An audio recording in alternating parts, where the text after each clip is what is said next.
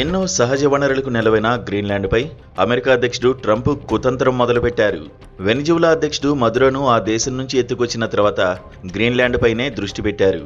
గ్రీన్లాండ్ను America పరిధిలోకి తెస్తామని ఎప్పటినుంచో చెబుతున్న ట్రంప్ దాన్ని కొనుగోలు చేయడం ద్వారా లేదా మిలిటరీ బలప్రయోగంతో స్వాధీనం చేసుకోవడానికి ఉన్న మార్గాలను అన్వేషిస్తున్నారు. దీనికి సంబంధించి అమెరికా అధ్యక్ష కార్యాలయం వైట్ హౌస్ తాజాగా ఒక ప్రకటన కూడా విడుదల చేసింది.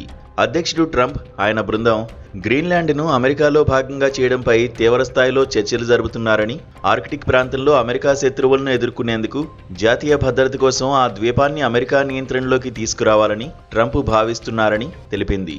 ఇందుకోసం గ్రీన్లాండ్ను మొత్తంగా కొనుగోలు చేయడంతో పాటు మిలిటరీ బలప్రయోగానికి ఉన్న అవకాశాలను కూడా పరిశీలిస్తున్నారని వైట్ హౌస్ పేర్కొంది. అయితే దౌత్యపరమైన మార్గానికే ట్రంప్ తొలి ప్రాధాన్యతని, గ్రీన్లాండ్ను కొనుగోలు చేద్దామని భావిస్తున్నారని, ప్రస్తుతానికి బలవంతంగా స్వాధీనం చేసుకునే ఆలోచనేదీ లేదని అమెరికా విదేశాంగ మంత్రి మార్కో రూబియో పేర్కొన్నారు.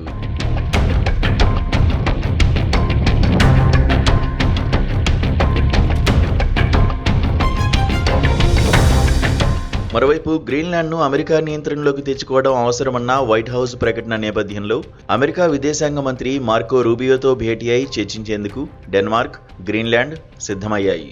త్వరలో భేటీ అవుదామని మార్కో రూబియోకి డెన్మార్క్, గ్రీన్లాండ్ ప్రతినిధులు విజ్ఞప్తి చేసినట్టుగా పలు మీడియా కథనాలు వెల్లడించాయి. అయితే అమెరికా నియంత్రణలోకి వెళ్లే అంశంపై గ్రీన్లాండ్, డెన్మార్క్తో పాటు యూరప్ దేశాలు తీవ్ర వ్యతిరేకత వ్యక్తం చేస్తున్నాయి. కాగా ఖండాలు కాకుండా భూభాగం పరంగా ప్రపంచంలోనే అతిపెద్ద ద్వీపం గ్రీన్లాండ్. దీనిలో 80% భూభాగం నిత్యం మంచుతోనే కప్పుంటుంది.